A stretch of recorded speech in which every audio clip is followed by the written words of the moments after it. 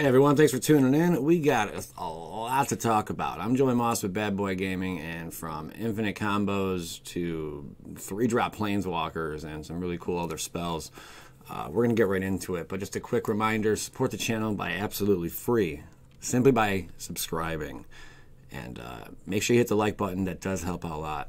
I do appreciate you guys watching. All that aside, let's get into the good stuff. Hydro Krasis. I love the artwork on this card, I really do. Jellyfish Hydra Beast. It's a mythic with X in its casting cost, so you know it's good. Nope, that's not always true. It looks really great. What does this do? When you cast a spell, you gain X life and draw half X cards. Round down each time. It's got flying, it's got trample, and when it enters the battlefield with X +1/+1 counters on it.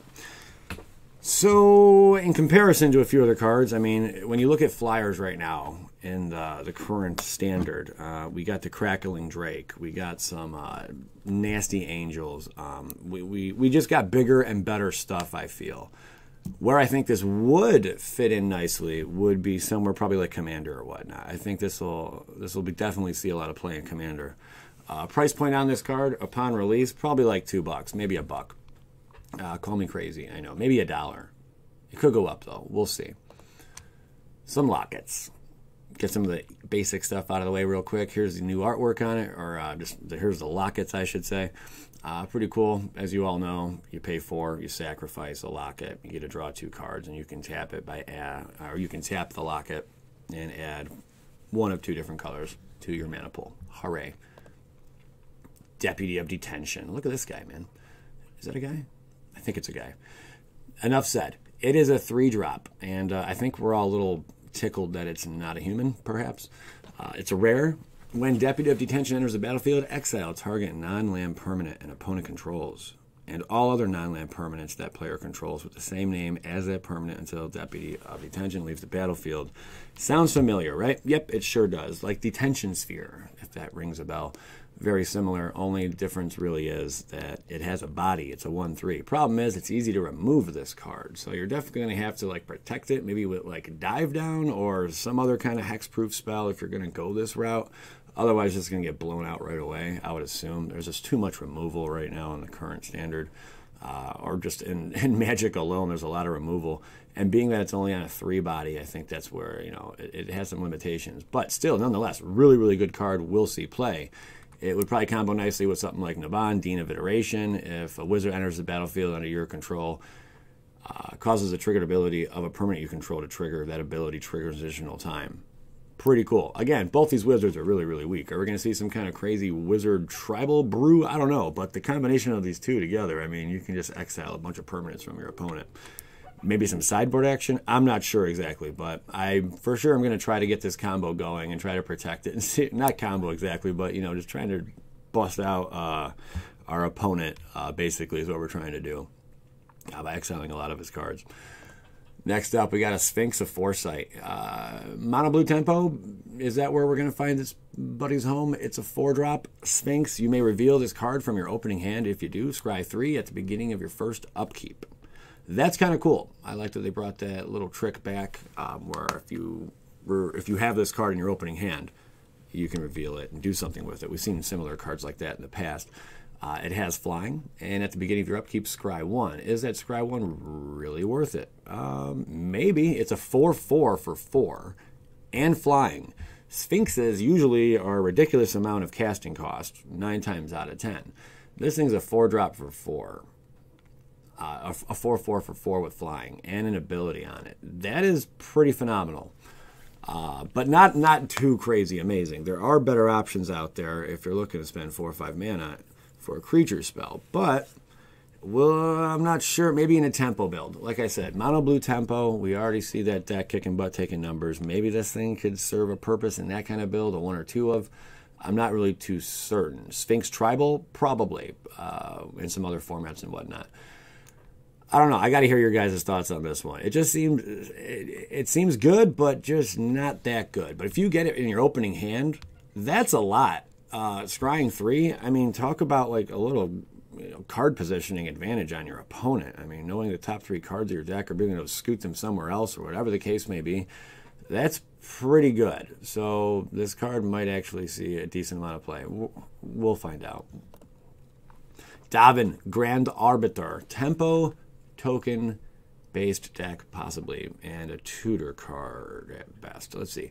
It's a 3-drop. Legendary Planeswalker Davin. Until end of turn, whenever a creature you control deals combat damage to a player, put a loyalty counter on Davin, Grand Arbiter. That is so dry already. But then it has a -1. Create a 1/1 colorless Thopter artifact creature token. With flying, you gain 1 life. That also seems a little dry as well. -7, look at the top 10 cards of your library. Put 3 of them into your hand and the rest on the bottom of your library in a random order. That does seem pretty cool. And you'd probably be able to get to that ability in a decent amount of time, I'd imagine. It shouldn't take too long to get there. Adding additional loyalty counter, I mean, you can get this thing there quick in the right kind of build. It's like a tutor in a sense.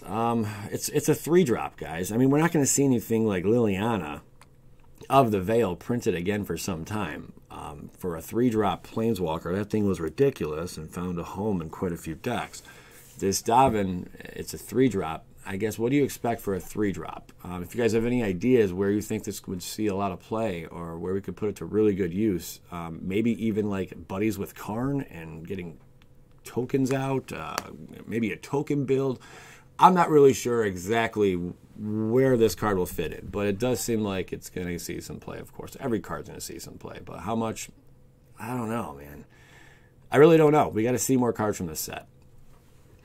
Biomancer's Pet. It's a 2-drop mutant. This thing's stupid. Activated abilities of creatures you control cost up to 2 less to activate. This effect can't reduce the amount of mana and ability cost to activate to less than 1 mana. Tap it. Next time target creature would adapt this turn, it adapts as if it had no +1/+1 counters on it instead. So even that, with that adaptability, that's pretty neat. If I'm not mistaken, adapt costs some mana. So it looks like you could be cheating the adapt costs as well.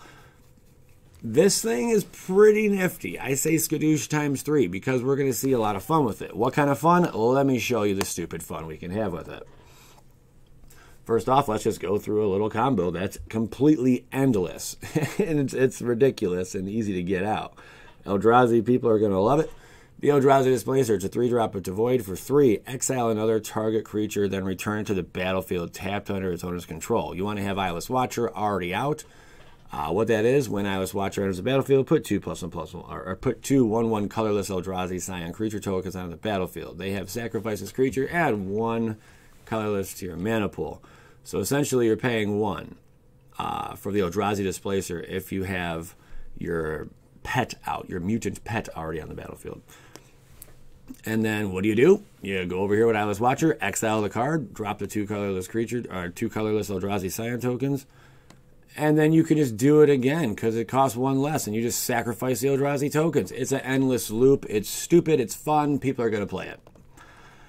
Shelly, Voice of Plenty, of course, and Nicole Bolas. Anything that's going to reduce this cost right here. This guy and this guy. If it's a creature card and it has something like that in it, as long as it's not a static ability like your kickers and whatnot, things like that, or things of that nature, you're able to cut costs. Pretty cool. So instead of paying 6 to put a +1/+1 counter on each creature you control, with the pet out, you only got to pay 4.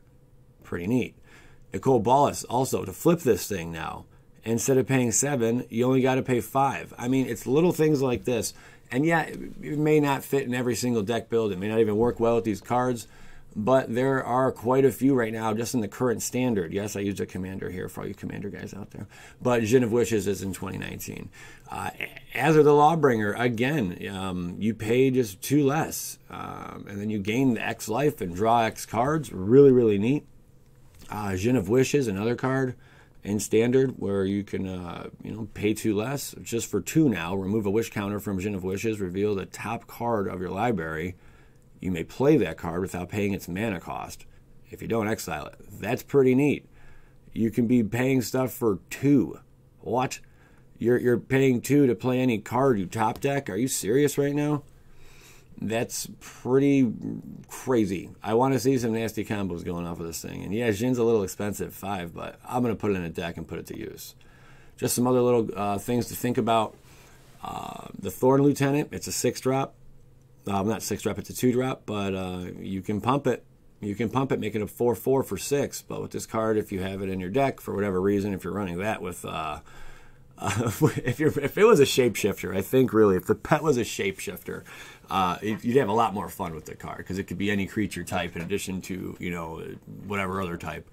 But having Thorn Lieutenant out with that pet out, it only costs 4 to pump this thing, so you can jack this sucker like turn 3 in certain cases. Elvish Clan Caller, now to tutor up another Clan Caller, you only got to pay 4 if you have this out. Just it's a nice little break, Time Stream Navigator, Deuce Drop. Are we going to see this sucker played a lot? It's a wizard, I'm just saying. Ascend, you got to have 10 or more permanents out. You get the City's Blessing for 4. Instead, just pay 2. Put Time Stream Navigator on the bottom of its owner's library. Take an extra turn after this one. Activate its ability only if you have the City's Blessing. Yeah, it might take some time to get there, but man, she's so gorgeous to look at too. Yeah, it's easy to remove this card, all that fun stuff, But you can protect it, whatever, get an extra turn out of it, and that's for dirt cheap. You're essentially paying 4 to do that, to take a whole nother turn if you have everything, working in conjunction. Graveyard Marshal, I just threw it out here, for an idea. Exile a creature card from your graveyard, create a tap, 2/2 black zombie creature token. You could be exiling, have something that just dumps everything in your graveyard. You're only paying 1 swamp now to do that. You're only paying 1 swamp to create a 2/2 black zombie creature token by exiling. Just something. I don't think we're going to see any of that action. But if we do have some crazy new zombies coming out, man, I'm pumped. But I don't think we're going to see a tribal zombie deck in standard. Wish. Let's get into Kaya, Orzhov, Usurper. I don't even know how to say that. Orzhov or Usurper? Usurper. All right, Usurper. We'll go with that. It's a 3-drop. Legendary Planeswalker. For +1, exile up to 2 target cards from a single graveyard. You gain 2 life if at least 1 creature card was exiled this way. Okay. Exile target non-land permanent with converted mana cost 1 or less. Okay. -5. It deals damage to target player equal to the number of cards that player owns in exile, and you gain that much life. I don't know how I feel about this, guys. I mean, outside of like Golgari and Jumpstart Hate, what else is this thing going to do? Maybe... I really just don't know. I honestly don't know. I'm not sure how well it's going to fit, but it's a 3-drop Planeswalker. We still haven't seen all the cards in this set. There's a lot to go. I think we're only like 50-some in, or 40 to 50 cards deep into this set. There's like 250 some. So we have a lot more to go. But where do you guys think this will fit in? Will we see it fit in somewhere? I'm sure we will. But I like that they're 3-drop Planeswalkers. I think that's neat. Next up, we got some Guildgate action, some of the new gates. I want to see a gate deck, I'll tell you that. I'm really pumped to make a gate deck that works and functions well and just blows out other decks. Probably not going to happen in competitive, but we'll see. Absorb. This card's been around for a little bit. Cool reprint. Counter target spell. You gain 3 life. That is awesome. Judith, the Scourge Diva. Cool artwork on her, man. She looks Billy badass. Mardu Aristocrats with Afterlife. Count me in. Legendary creature, human shaman. Other creatures you control get +1/+0. Rakdos is going to have some fun with this. I don't know how competitive it's going to be, but we're going to find out. Whenever a non-token creature you control dies, Judith, the Scourge Diva, deals 1 damage to any target. It's a deuce. Yeah, easy to kill. It doesn't have the perk of tokens. Whenever a token creature you control dies, if it did, this thing would be abused and abused heavily. Maybe there's a card that'll come out where you can switch the text from non to token whenever a token creature you control. That'd be a neat little trick as well to throw in. I don't know. Maybe Watu will surprise us. But being that it doesn't have the tokens, I'm not sure how much play it's going to get. But it could be fun. Definitely some Afterlife builds. We'll see where it goes. Let me know what you guys think of this card. And let me know what you think of all the cards. Which one was your favorite? What are you hoping to play? What are you hoping to see? Did I miss something? What other combos can we come up with here? What other cards would synergize well with these? I'd love to know. Appreciate you guys tuning in. Make sure you're subscribed, and thank you for watching. And please, on your way out, hit that like button. It does help a lot because we are not supported by anyone other than patrons and all of my viewers and subscribers. You guys are what makes this channel possible. Thank you very much. Have a good day.